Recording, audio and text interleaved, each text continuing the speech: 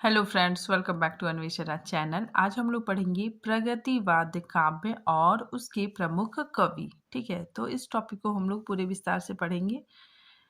ये जो टॉपिक है ये काफ़ी इम्पोर्टेंट है। ठीक है, तो सबसे पहले देखिए प्रगतिवाद की अवधारणा। ठीक है, सबसे पहले हम लोग देखते हैं प्रगतिवाद की अवधारणा। देखिए, प्रगति का अर्थ आगे बढ़ना या उन्नति करना होता है।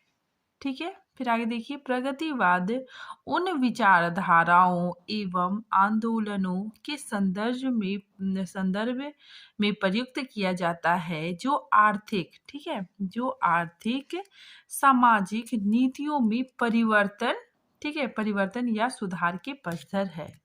ठीक है, तो प्रगतिवाद उन विचारधाराओं का पसदर है, ठीक है, जिसमें आर्थिक और सामाजिक, ठीक है, आर्थिक और सामाजिक नीतियों में परिवर्तन लाया जा सके, ठीक है, सुधार लाया जा सके। ठीक है, देखिए प्रगतिवाद का संबंध मार्क्सवाद से था। ठीक है, तो याद रखिएगा आप लोग कि प्रगतिवाद का संबंध मार्क्सवाद आंदोलन से था। फिर आगे देखिए हिंदी साहित्य में 1936 ईस्वी से 1943 ईस्वी के बीच के काल को प्रगतिवाद के नाम से जाना जाता है। ठीक है, तो इसका जो समय है, प्रगतिवाद का समय कब से कब तक माना गया है? 1936 ईस्वी से लेकर 1943 ईस्वी तक के समय को प्रगतिवाद माना गया है। फिर आगे देखिए 1935 ईस्वी में पेरिस में प्रगतिशील लेखक संघ की स्थापना हुई, जिसने साहित्य के माध्यम से, ठीक है, तो 1935 ईस्वी में पेरिस में प्रगतिशील लेखक संघ की स्थापना हुई, ठीक है, जिसमें साहित्य के माध्यम से समाजवादी विचारों को साहित्यकार का लक्ष्य घोषित किया गया।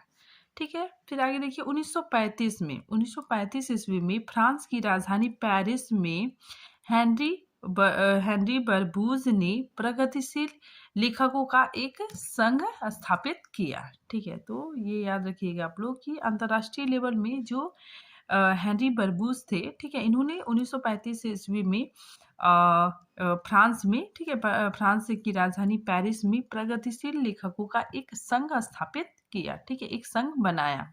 आगे देखिए मुल्क राज आनंद, सज्जाद जाहिर, ठीक है, ज्योति घोष, के एम भट्ट, हिरेन मुखर्जी, ठीक है, एम सिंह और मोहम्मद उद्दीन तहसीन ने भारत की तरफ से, ठीक है, ये लोग भारत की तरफ से थे। ठीक है, तो भारत की तरफ से सर्वप्रथम इंग्लैंड में जुलाई 1935 में भारतीय, ठीक है, भारतीय प्रगतिशील लेखक संघ का गठन किया। ठीक है, तो याद रखिएगा ये दोनों नाम काफी इंपॉर्टेंट है, पूछा जाता है। ठीक है, मुल्क राज आनंद और सज्जाद जाहिर, ठीक है, इन लोगों ने लंदन में भारतीय, ठीक है, भारतीय प्रगतिशील लेखक संघ की स्थापना की। ठीक है, तो जो हेनरी बरबूज थे, ठीक है, वो अंतर्राष्ट्रीय स्तर पर इन्होंने प्रगतिशील लेखकों का एक संघ स्थापित किया। ठीक है, संघ बनाया। ठीक है, लेकिन वही भारतीय, ठीक है, भारतीय प्रगतिशील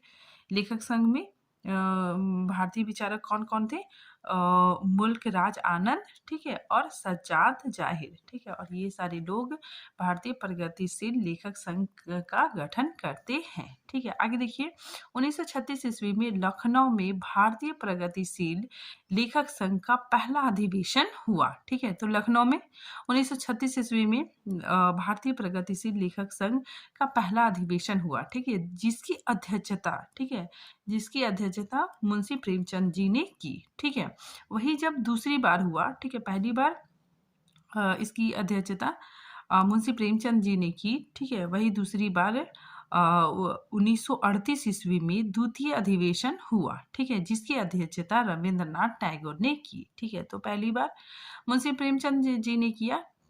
ठीक है, फिर उसके बाद 1938 ईस्वी में रविंद्रनाथ टैगोर ने किया। अब देखिए प्रगतिवाद की परिभाषा। ठीक है, देखिए प्रगतिवाद का मूल विचारधारा कार्ल मार्क्स की विचारधारा है। ठीक है, तो ये याद रखिएगा आप लोग कि जो प्रगतिवाद की जो मूल विचारधारा है, ठीक है, वो कार्ल मार्क्स की विचारधारा ही है। ठीक है, कोई भी विचार जो समाज की प्रगति में सहायक होता है प्रगतिशील कहा जा सकता है। आगे देखिए, प्रगतिवाद की परिभाषा करते हुए कहा जा सकता है कि राजनीतिक के क्षेत्र में, ठीक है, राजनीतिक के क्षेत्र में जो मार्क्सवाद है, ठीक है, वही साहित्य के क्षेत्र में प्रगतिवाद है। ठीक है, आगे देखिए, मार्क्सवाद विचारधारा के अनुरूप लिखी गई, मार्क्सवाद विचारधारा के अनुरूप लिखी गई कविता प्रगतिवाद कविता है। ठीक है, फिर आगे देखिए, प्रगतिवाद वास्तव में छायावाद की प्रतिक्रिया के रूप में विकसित हुई। ठीक है, तो प्रगतिवाद वास्तव में छायावाद की प्रतिक्रिया है। ठीक है, आगे देखिए, छायावाद जहाँ कल्पना, ठीक है, कल्पना पर बल देता था, वही प्रगतिवाद यथार्थ का चित्रण करता है। ठीक है, मतलब यथार्थ वास्तविकता का चित्रण करता है। ठीक है, फिर आगे देखिए, साम्यवादी विचारधारा में समाज को दो वर्गों में बांटा जा सकता है। ठीक है, तो जो साम्यवादी है, साम्यवादी विचारधारा है, उसमें समाज को दो वर्गों में बांटा जा सकता है। पहला शोषक वर्ग और दूसरा शोषित वर्ग। ठीक है, शोषक वर्ग के अंतर्गत कौन कौन आएंगे? देखिए, शोषक वर्ग के अंतर्गत वे पूंजीपति, मिल मालिक, उद्योगपति, जमींदार आते हैं। ठीक है, जो गरीब किसानों और श्रमिकों, मजदूरों का शोषण करते हैं। ठीक है, नेक्स्ट देखिए, शोषित वर्ग। ठीक है, शोषित वर्ग में कौन कौन आ जाएंगे? देखिए, शोषित वर्ग के अंतर्गत गरीब, मजदूर, किसान और श्रमिक आते हैं, जिसका शोषण किया जाता है। देखिए, हिंदी कविता में प्रगतिवाद। ठीक है, देखिए, हिंदी काव्य में प्रगतिवाद का प्रारंभ 1936 ईस्वी में हुआ। ठीक है, 1936 से 1943 ईस्वी की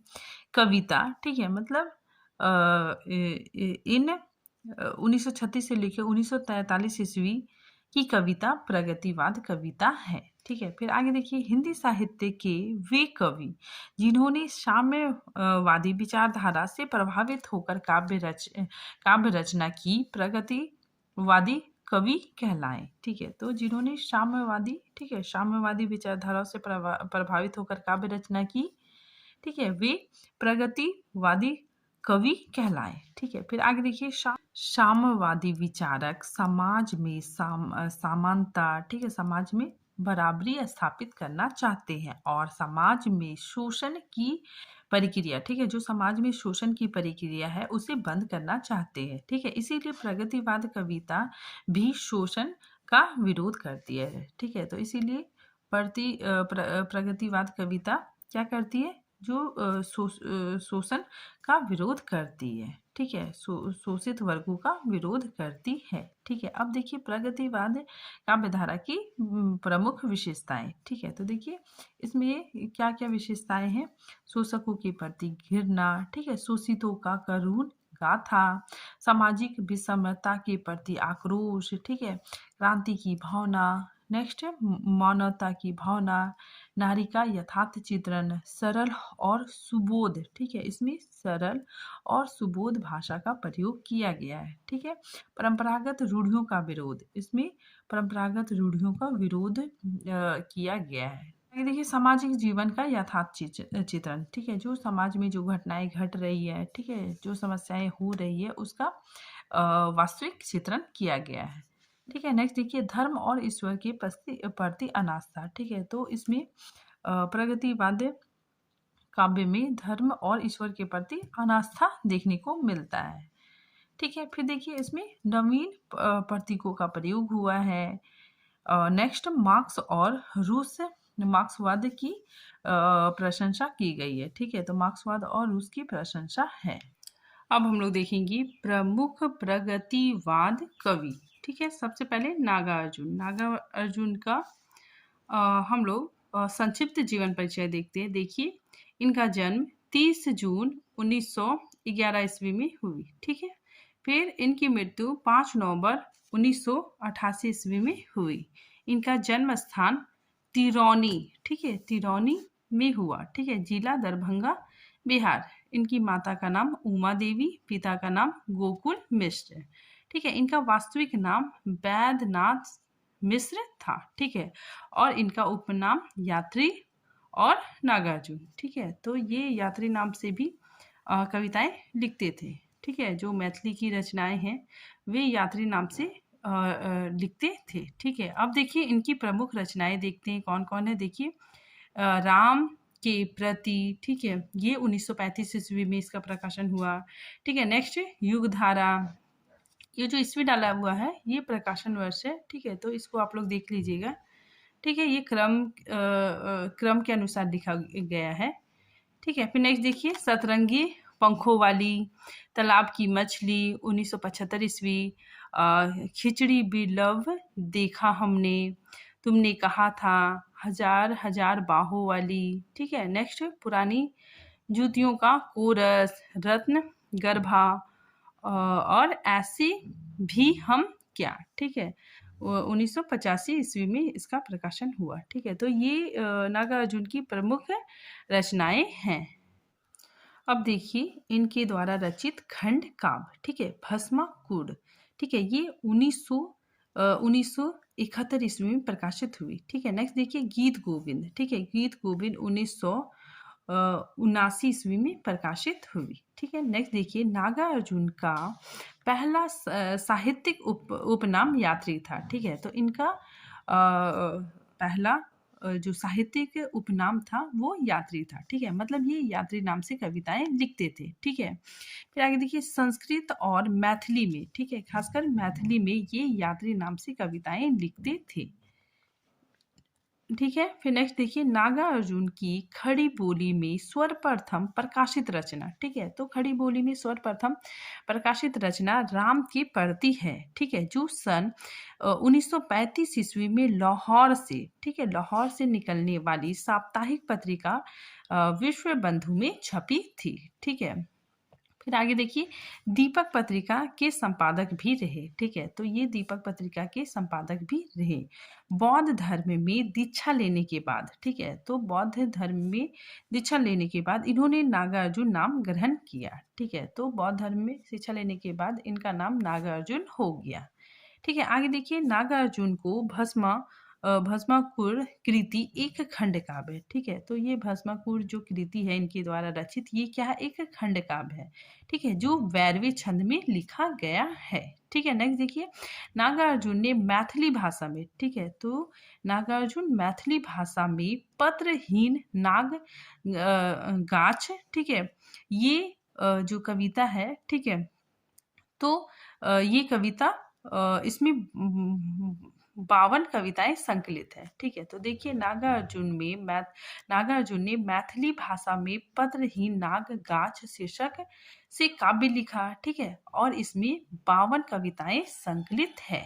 ठीक है, आगे देखिए इस कृति पर उन्हें सन 1968 ईस्वी में साहित्य अकादमी पुरस्कार मिला। ठीक है, तो इस रचना पे, ठीक है, इन्हें 1968 ईस्वी में साहित्य अकादमी पुरस्कार मिला। ठीक है, नेक्स्ट देखिए नागार्जुन ने अपनी कविता प्रतिहिंसा ही अस्थाई भाव है के संदर्भ में लिखा। ठीक है, ये स्वयं अपनी कविता, ठीक है, प्रतिहिंसा ही अस्थाई भाव में लिखा है कि यह तो नागार्जुन साहित्य का मोनोफेस्टो है। ठीक है, आगे देखिए डॉक्टर बच्चन सिंह, ठीक है, डॉक्टर बच्चन सिंह क्या कहते हैं इनके बारे में, तो डॉक्टर बच्चन सिंह ने नागार्जुन की कविताओं को नुक्कड़ कविता की संज्ञा दी है। ठीक है, फिर आगे देखिए नागार्जुन को राजनीतिक कवि के रूप में भी जाना जाता है। ठीक है, तो नागार्जुन को राजनीतिक कवि के रूप में भी जाना जाता है।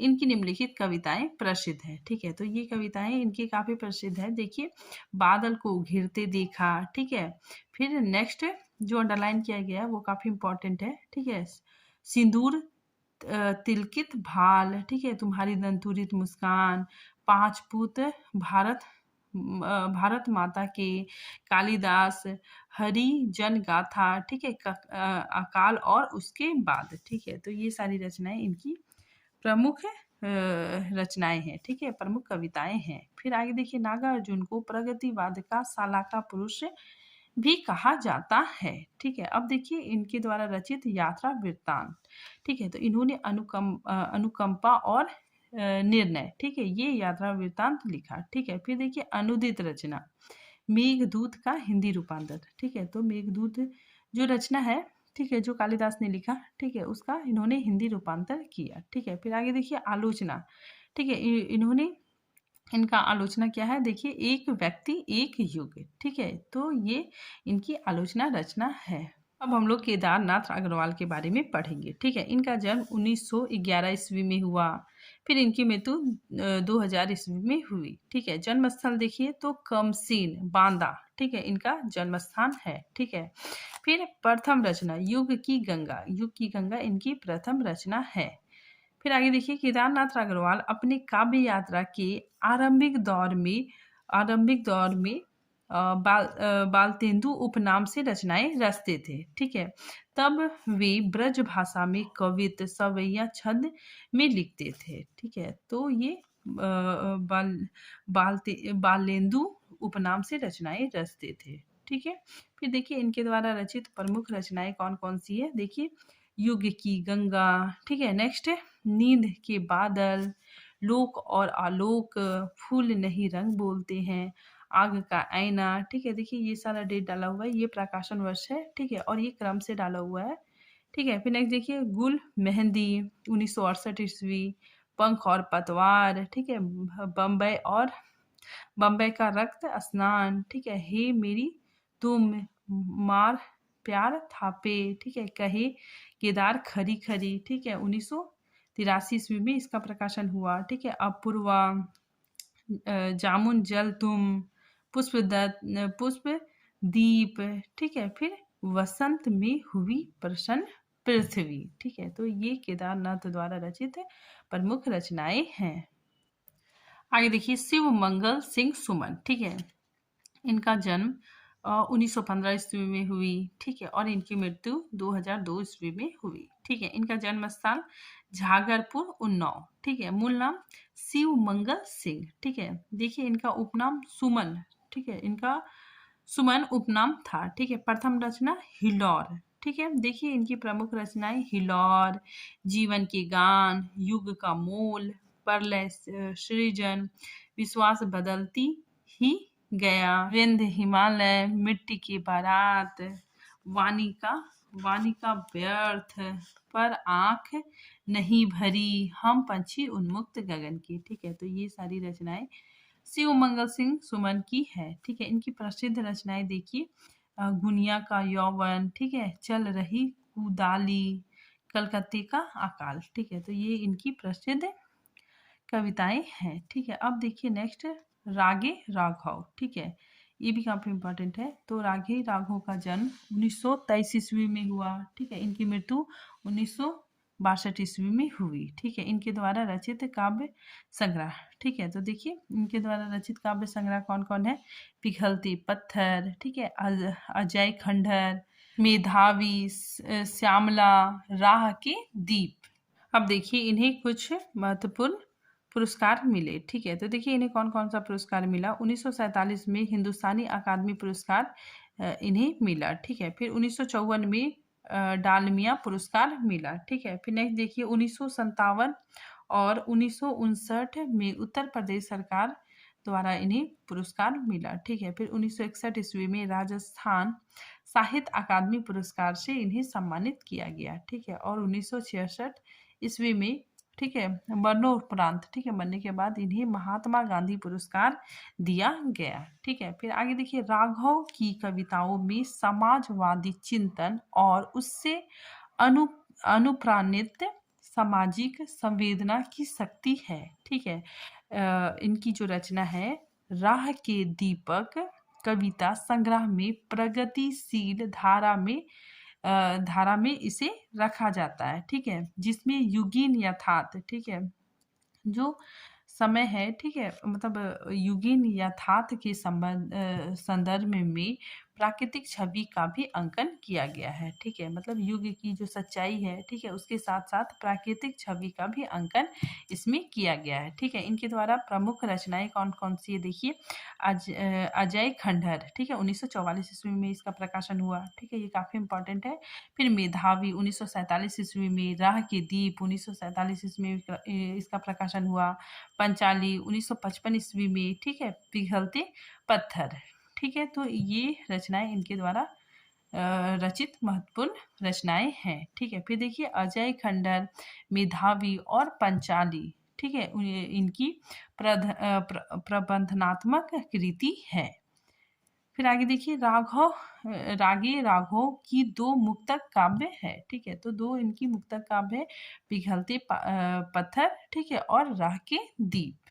आगे देखिए वासुदेव सिंह त्रिलोचन, ठीक है, ये भी काफी इंपॉर्टेंट है। ठीक है, इनका संक्षिप्त जीवन परिचय देखते हैं। इनका जन्म 1917 ईस्वी में हुई और इनकी मृत्यु 2007 में हुई। इनका जन्म स्थान चीरानी पट्टी, ठीक है, जो सुल्तानपुर में है। ठीक है, फिर आगे देखिए इनका मूल नाम वासुदेव सिंह और इनका उपनाम त्रिलोचन है। ठीक है, और इनकी प्रथम रचना, ठीक है, इनकी प्रथम रचना धरती 1945 ईस्वी में प्रकाशित हुई। ठीक है, फिर आगे देखिए गजानंद माधव मुक्तिबोध ने त्रिलोचन को अवध, ठीक है, अवध का किसान कहा है। ठीक है, काफी इंपॉर्टेंट है। फिर इनके द्वारा रचित कुछ रचनाएं देखते हैं। देखिए धरती 1945 ईस्वी में, ठीक है, गुलाब और बुलबुल, दिगंत, ताप के ताए हुए दिन, ठीक है, इधर जो डेट डाला हुआ है, ठीक है, ये प्रकाशन वर्ष है। ठीक है, और ये कर्म के अनुसार लिखा गया है। ठीक है, तो इसका आप लोग स्क्रीनशॉट ले लीजिएगा। ठीक है, फिर आगे देखिए शब्द 1980 ईस्वी में प्रकाशन हुआ।